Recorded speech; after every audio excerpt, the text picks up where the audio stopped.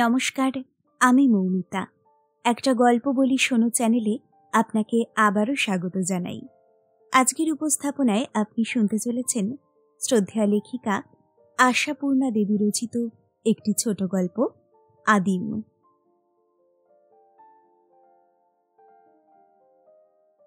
দুটো বেনি দিয়ে গড়া প্রকাণ্ড খোঁপায় ফুলের মালা জড়ানো, হাতে ভারী ওজনের মোটা মোটা কঙ্কন, মিহি ক্রেপের শাড়ির জমকালো টিস্যুর আঁচলটা অবহেলায় পিঠে ফেলা, পায়ের জুতোয় আর হাতের ভ্যানিটি ব্যাগে শ্রীনিকেতনী শিল্প চাতুর্য, অতি আধুনিকার একখণ্ড নিখুঁত নমুনা কৃষ্ণাঙ্গ কস্তুরী। গাড়ি থেকে নেমে যেন হালকা হাওয়ার মতো ভেসে বাড়িতে উঠে এলো। উঠেই আসতে হয়, রাস্তা থেকে বাড়িটা উঁচু। প্রদীপ বলে 22 তলা দেশ। মিথ্যে বলে না। উপরে নিচে এখানে ওখানে পথ আর বাড়ির যেন গোলক ধাঁধা। কস্তুরীকে দেখে প্রদীপের একাধারে গৃহরক্ষক, সেবক, পালক সবকিছু পাহাড়ি বালকটা নানকুটা হতভম্ব হয়ে চেয়ে থাকে। তার চাকরি দশায় এহেন অপরূপ আবির্ভাব কখনো ঘটেনি। কস্তুরী ওর স্তম্ভিত ভাবটা উপভোগ করে আরও যেন ঝড় বইয়ে দেয়। ঘরে আবার চাবি লাগানো কেন রে? কি মুশকিল, খোল খোল। বলা বাহুল্য, এমন দরাজ হুকুমের উপরে ইতস্তত করা সম্ভব নয়। নানকু সসম্ভ্রমে দৌড়টা খুলে দেয়। ভ্যানিটি ব্যাগটা দোলাতে দোলাতে দিব্যি সপ্রতিভভাবে ঘরে ঢুকে পড়ে কস্তুরী। আর ঢুকেই প্রদীপের টেবিলের কাগজপত্র উল্টে পাল্টে তছনছ করতে থাকে। কবি কোথাও কিছু লিখে ছড়িয়ে রেখে গেছে কি না। ও বাবা, প্যাডের মধ্যে এ যে চিঠি! কস্তুরীকে মনে আছে তাহলে? আজ মাস 2-2.5 তো প্রায় চিঠিপত্র বন্ধ। মাঝে মাঝে 2-1 ছত্র যা পাঠায় সে তো আর চিঠি নয়, নেহাতি দায়ের সারা কুশল বার্তা। আরে, এ যে রীতিমতো সাহিত্য। চেয়ারটা টেনে নিয়ে বসে পড়ে প্যাডটা খুলে ধরে কস্তুরী। তর সয় না। বাস রে, এসব আবার কি লিখেছে প্রদীপ? রাত জেগে তোমায় চিঠিটা লিখছি কস্তুরী। রাতে আজকাল জেগেই থাকি প্রায়। কিছুতেই কেন জানি ঘুম আসতে চায় না। তবু এই জেগে থাকা আমার খারাপ লাগে না। মনে হয় রাতে ঘুমিয়ে থেকে ভারী ভুল করি আমরা। ঘুমিয়ে থাকি তাই পৃথিবীর সমস্ত রহস্য আমাদের অজানা থেকে যায়। আমরা যখন সারাদিন স্থূল প্রয়োজনের তাগিদে ছুটোছুটি করে মরি, তখন ঘৃণায় করুণায় বোবা পৃথিবী নিশ্চল দৃষ্টি মেলে তাকিয়ে থাকে। রাত্রে যদি তুমি ঘুমিয়ে না পড়ে আমার মতো জানলায় এসে বসো কস্তুরী, তাহলে অনেক কিছু জানতে পারবে। জ্ঞানের পরিধি কতটা বেড়ে যাবে তোমার। ভারী আশ্চর্য লাগবে সুদীর্ঘকাল ধরে রাত্রিটা ঘুমিয়ে নষ্ট করেছ বলে। তুমি কি জানো কস্তুরী, রাত্রির অন্ধকারে অরণ্যে যে মর্মর ধ্বনি ওঠে, সে ধ্বনি কিসের? তুমি হয়তো আজও জানো না সে কথা, আমি জানি। পাতায় পাতায় বাতাসের লীলা মৃগয়ার মুখর চপলতা সে নয়।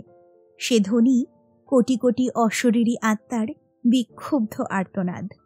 প্রতিদিন প্রতি রাত্রে মুহূর্তে মুহূর্তে নিষ্ঠুর নিয়মের নিষ্করুণ আকর্ষণে যেসব হতভাগ্যরা আশা আকাঙ্ক্ষার ভরাপাত্র নামিয়ে রেখে এই শোভা সম্পদময়ী ধরণী থেকে অসময় স্খলিত হয়ে পড়ে যাচ্ছে, অনন্ত শূন্যের ক্ষুধার্ত জঠরে দলে দলে উঠে আসে তারা। অন্ধকারের অসাবধান অবসরে উঠে আসে ছেড়ে যাওয়া পুরনো পৃথিবীর বুকে। উঠে এসে অবাক হয়ে যায় তারা, বেদনায় বিদীর্ণ হয়ে যায়, ধিক্কারে স্তম্ভিত হয়ে যায় পৃথিবীর দুর্ব্যবহারে। এসে চিনতে পারে না কিছু, খুঁজে পায় না নিজের পুরনো জায়গাটাকে, বুঝতে পারে না কোথায় হারিয়ে গেল তাকে হারিয়ে ফেলার গভীর ক্ষতচিহ্নটা। জানত না মমতাহীন পৃথিবী হারিয়ে ফেলবার সঙ্গে সঙ্গেই নিমেষে মুছে ফেলে ক্ষতির সকল চিহ্ন, নতুন করে নিজেকে সাজিয়ে নেয় আগামী নতুনের জন্যে। কাউকে হারিয়ে ফেলে হাহাকার করতে বসবে, এত সময় পৃথিবীর হাতে নেই। বুঝতে পেরে ওরা ক্ষুব্ধ অপমানে দলে দলে গিয়ে জড়ো হয় অরণ্যে অরণ্যে। পাতায় পাতায় ছড়িয়ে পড়ে ওদের হতাশ হাহাকার, যেন মাথা কুটে কুটে সাড়া তুলতে চায় মমতাহীনার প্রস্তুরীভূত বক্ষ পঞ্জরে। বুঝি মনে পড়িয়ে দিতে চায়, আমি ছিলাম একদা তোমার এই শোভা সম্পদের উপরে 16 আনা অধিকার ছিল আমার।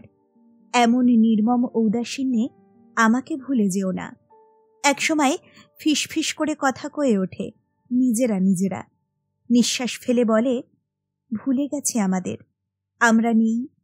তখন হয়তো ক্ষণকালের জন্যে অরণ্যানী স্তব্ধ হয়ে যায়, শুধু একটা অনুচ্চারিত হায় হায় স্থির হয়ে থাকে।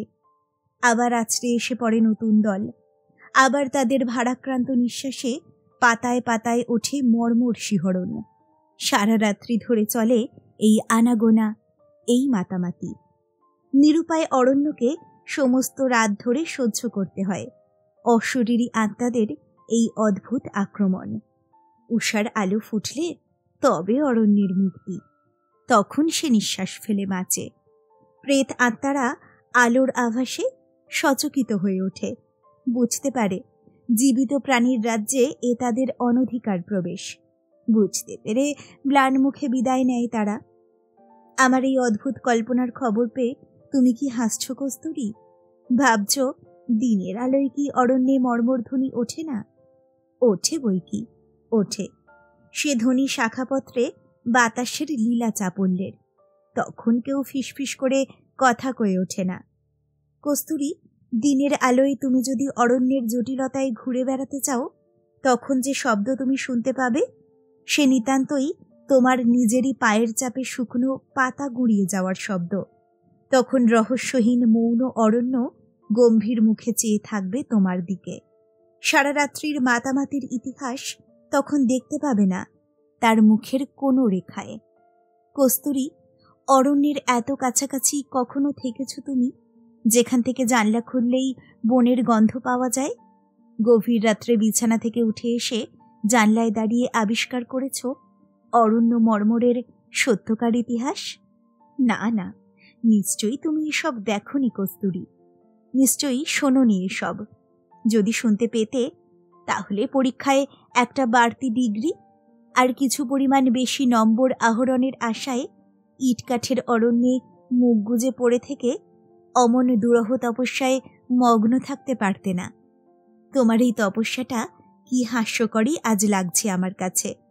আকাঙ্ক্ষার পরিধি কত ছোট হয়ে গেছে আমাদের, ভাবলে তোমার বিস্ময় লাগে না কস্তুরী?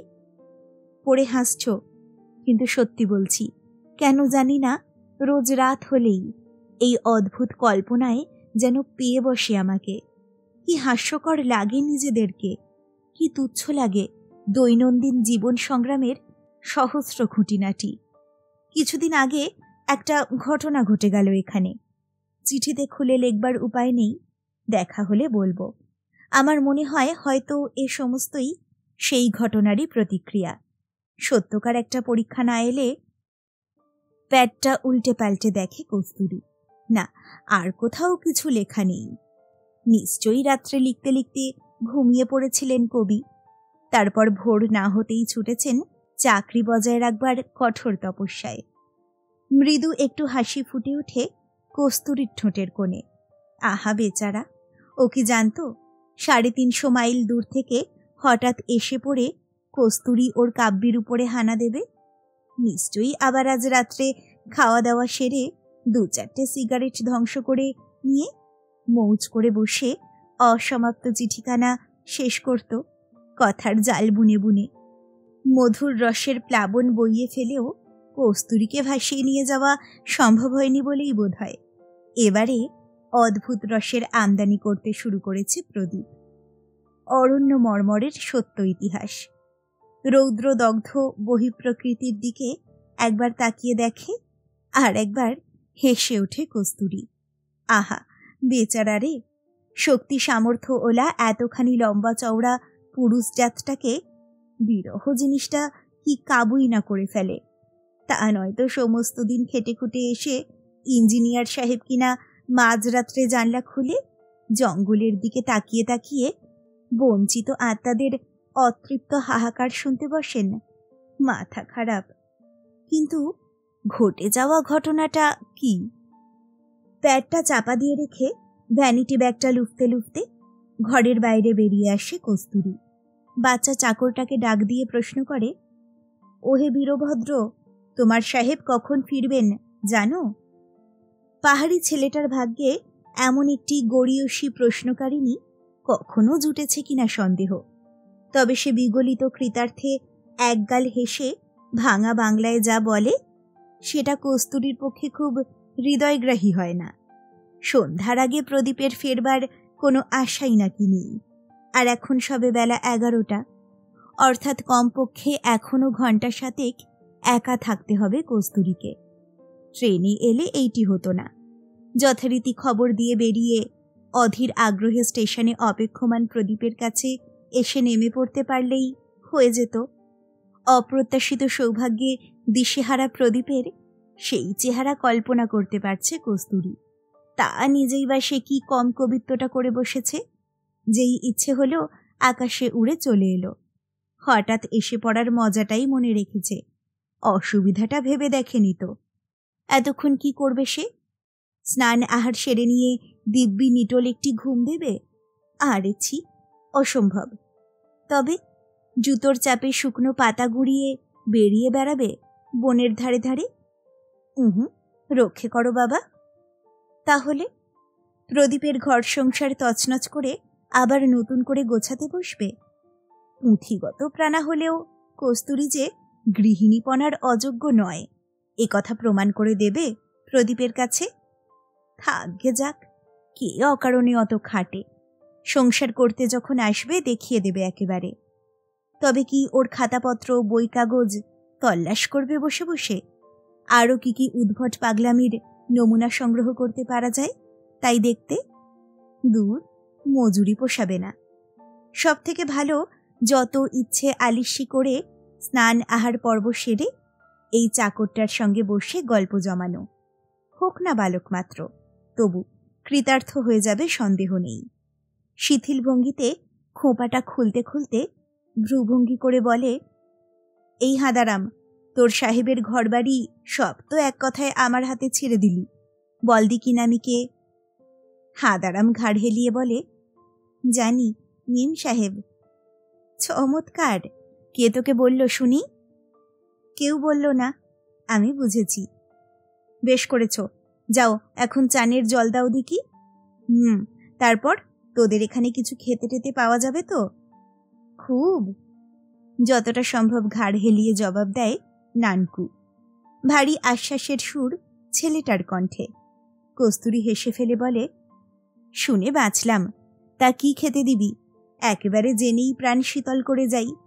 কি আছে তোদের ভাড়ারে? কথার সুখেই কথা কওয়া। খুশির পাত্র উপচে পড়লে এমনই বোধহয় হয়। পাহাড়ি ছেলেটা কস্তুরীর কৌতুক কথার অর্থ বুঝুক আর না বুঝুক, তবু উপযুক্ত শ্রোতার অভাবে ওর সামনেই নিজেকে ঝলসে তুলবে কস্তুরী। গানের সুরের মতো হেসে উঠবে অকারণে, গেয়ে উঠবে এক লাইন গান। কথা বলবে ছড়িয়ে ছিটিয়ে, প্রয়োজনের অতিরিক্ত। প্রদীপ অনুপস্থিত, তবু সারা বাড়িতে তো তার উপস্থিতির বাতাস বইছে।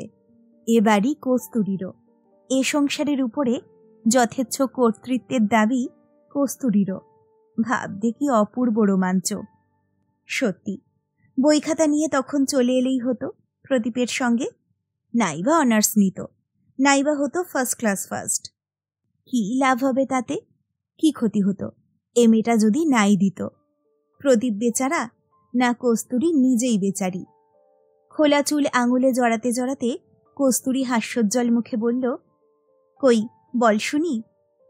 ছেলেটা মহোৎসাহে জানায়, চাল ডাল আলু পেঁয়াজ ডিম মাখন ঘি আটা কোনো বস্তুরই অভাব নেই সাহেবের ভাড়ারে। তবে যদি মেম সাহেবের মুরগির মাংস খাবার বাসনা থাকে, কিঞ্চিত সবুর করতে হবে। অবশ্য বেশি নয়, ছুটে গিয়ে ওই বনের ধারের মণিহারির বউকে খবর দিয়ে আসতে যা দেরি। মণিহারির বউ? সে আবার কে? সাধারণ কৌতূহলে প্রশ্ন করে কস্তুরী। কিন্তু উত্তর শুনে কৌতূহল আর সাধারণ থাকে না, ভয়ঙ্কর হয়ে ওঠে। মণিহারির বউ? সেই যে মণিহারি, সাহেবের ট্যুরে বেরোনোর সময় তল্পি বইত, সাহেবের গাড়ি আর বন্দুক সাফ করত। যে মারা পড়ল সাহেবেরই সেই বন্দুকের গুলিতে, তারই বউ। সাহেবের প্রাণ বাঁচাতে পুলিশের কাছে মিছে কথা বলেছে বলে ওর আত্মীয় কুটুমেরা ওকে এক ঘরে করে দিয়েছে কিনা। ওই বোনের একটা চালা তুলে নিয়ে একলা থাকে সে এখন। মুরগি পোষে, ডিম বেচে, বেতের চুপড়ি বনে। তাকে একবার খবর দিতে পারলেই কস্তুরীর বাসনা পূর্ণ হয়। এমনকি ও এসে মাংস রান্না করে দিয়ে যেতেও পারে। খুব ভালো রাধেও। কতদিন রান্না মাংস চুপি চুপি রেখে যায় সাহেবের জন্য। সাহেব না জেনে তারিফ করেন এই আনাড়ি ভূত নানকুকে। আঙুলের আগায় খোলা চুলের গোছা এঁটে এঁটে বসছে, লাল হয়ে উঠছে আঙুলের ডগা। কিন্তু মুখটা, অমন মুখটা লাল হয়ে উঠেছে কেন কস্তুরীর? কোনো অদৃশ্য রজ্জুতে কেউ কি ওর কণ্ঠনালীটা জড়িয়ে জড়িয়ে পাক দিচ্ছে? ও বসে পড়েছে উঠোনে পড়ে থাকা তেল চিটে খাটিয়াটার উপরে। ধুলোয় লুটোচ্ছে দামি শাড়ির ঝকঝকে আঁচলটা। এই তবে ঘটনা। অনেক কষ্টে কণ্ঠস্বরকে এইটুকু মুক্তি দিতে পারে কস্তুরী। ও, ওই মণিহারি গুলি খেল কেন? ছেলেটা অকপট সরলতায় ব্যক্ত করে। যদিও অপরের কাছে বলতে মানা, কিন্তু কস্তুরী যখন নিতান্তই সাহেবের নিজের মেম সাহেব, তখন বলতে বাধা নেই। পুলিশ জানে বটে, বন্দুক সাফ করতে গিয়ে হঠাৎ ভুলক্রমে গুলি ছুটে গেছে আর মারা গেছে মণিহারি। ওর বউও বলেছে সেই কথা পুলিশের কাছে, কিন্তু আসল কথা তা নয়। রাতের অন্ধকারে সাহেব ওর চোখ দেখে বন বিড়াল ভেবে ভয় খেয়ে গুলি করেছেন। ভয়? কিসের ভয়? মানুষকে বন বিড়াল ভাববার মানে কি? আর্ত চিৎকার করে ওঠে কস্তুরী। ছেলেটা হতাশভাবে দুই হাত উল্টে বলে, কি জানি মেম সাহেব, ও পাগলটা কেন যে রাতভর জেগে জেগে সাহেবের জানলায় চোখ রেখে ঘর পাহারা দিত কে জানে। ওর চোখ দুটো ছিল ঠিক বন বিড়ালের মতো, রাতে আগুনের মতো জ্বলত। ঘুমের ঘোরে উঠে সাহেব হঠাৎ ভয় খেয়ে। ধীরে ধীরে ধাতস্থ হচ্ছে কস্তুরী। আলো নয়, আগুন। শুকনো পাতা জেলে ভাত রাঁধছে। ধীরে ধীরে ধাতস্থ হচ্ছে কস্তুরী। গম্ভীরভাবে বলে, তা ওর বউ পুলিশের কাছে মিছে কথা বলতে গেল কেন? ছেলেটা যেন কস্তুরীর অজ্ঞতায় অবাক হয়ে যায়। নিজে নিতান্ত বিজ্ঞের মতো বলে, না বললে সাহেবের নামে কেস হতো না? হতোই বা, উদ্ধত স্বরে বলে কস্তুরী। সাহেবের ফাঁসি হলে ওর নিজের কি বা লোকসান ছিল?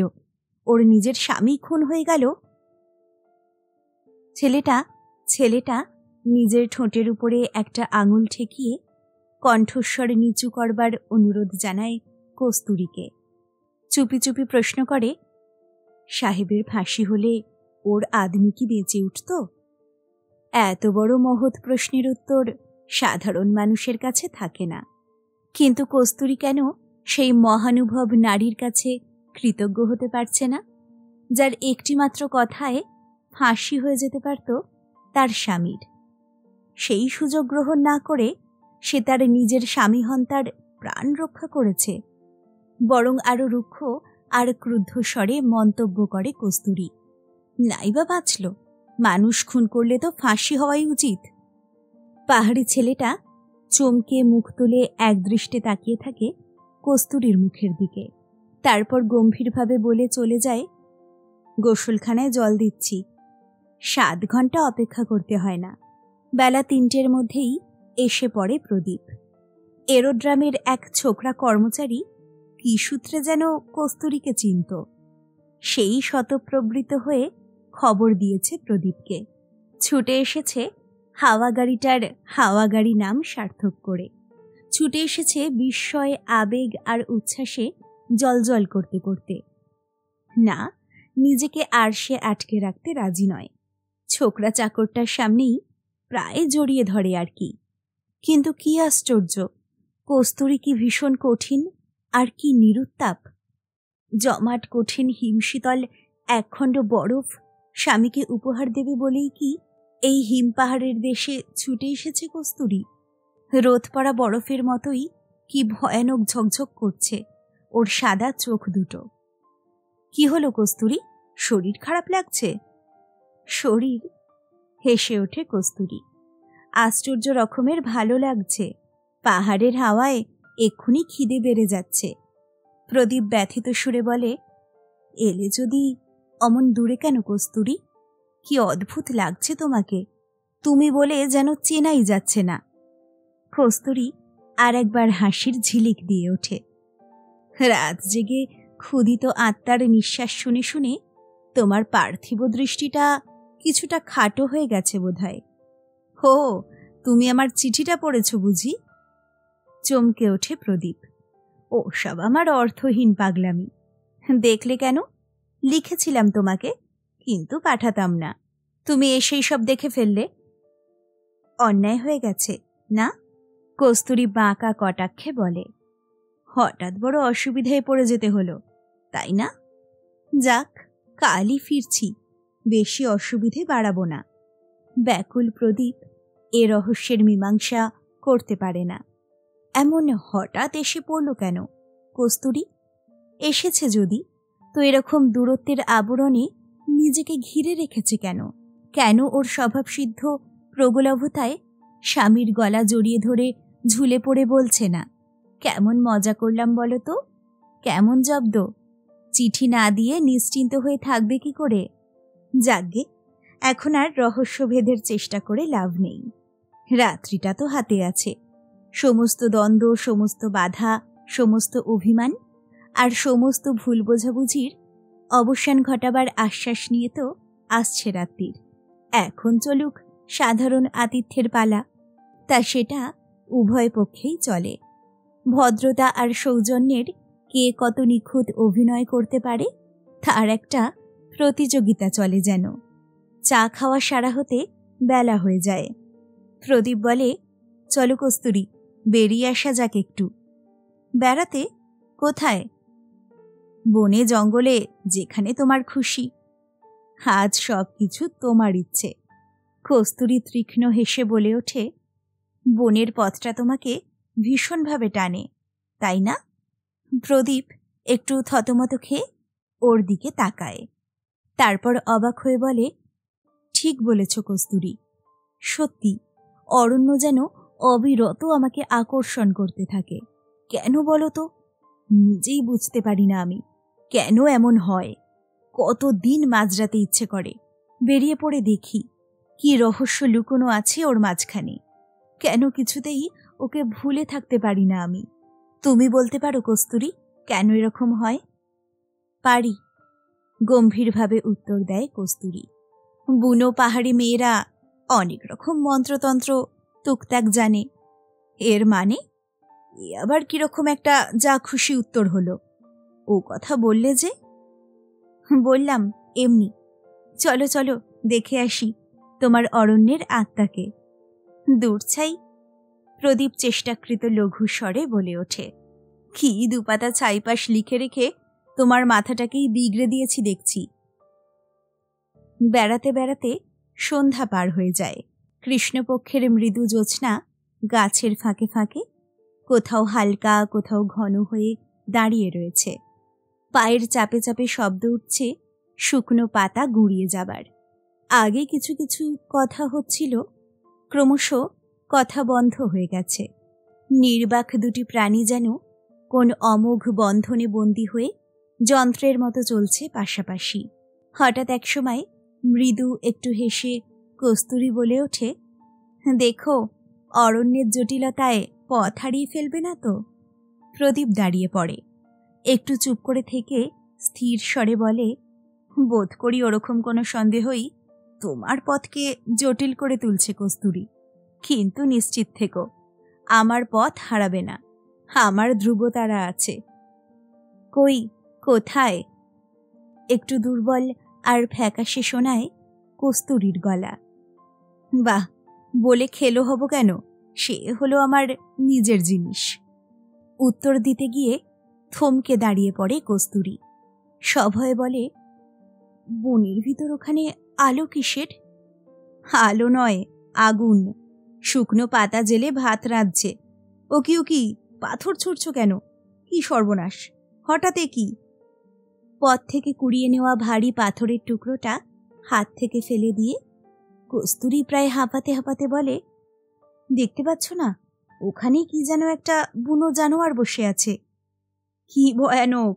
ও যে মণিহারির বউ, ওই তো পাতা জেলে ভাত রাঁধছে। কিম্ভূত মতো বিশ্রী জব্বা জাব্বা পড়ে আছে বলে ওই রকম দেখাচ্ছে। ওর গল্প করব তোমার কাছে। এখন বলছো জানোয়ার, শুনে বলবে দেবতা। ও আমার প্রাণদাত্রী, তা জানো? আচ্ছা, এখন পরিচয় করিয়ে দিই, পরে সব বলবো। ওরে এই বউ, মনিয়ার বউ রে। পায়ে পায়ে দুজনেই বেশ খানিকটা এগিয়ে গেছে ততক্ষণে। সাড়া পেয়ে আগুনের কাছ থেকে উঠে আসে মানুষটা। উঠে এসে দাঁড়িয়ে পড়ে, কথার উত্তর দেয় না। নিষ্পলক দৃষ্টিতে চেয়ে থাকে পাশাপাশি দাঁড়িয়ে থাকা দুটো মানুষের দিকে।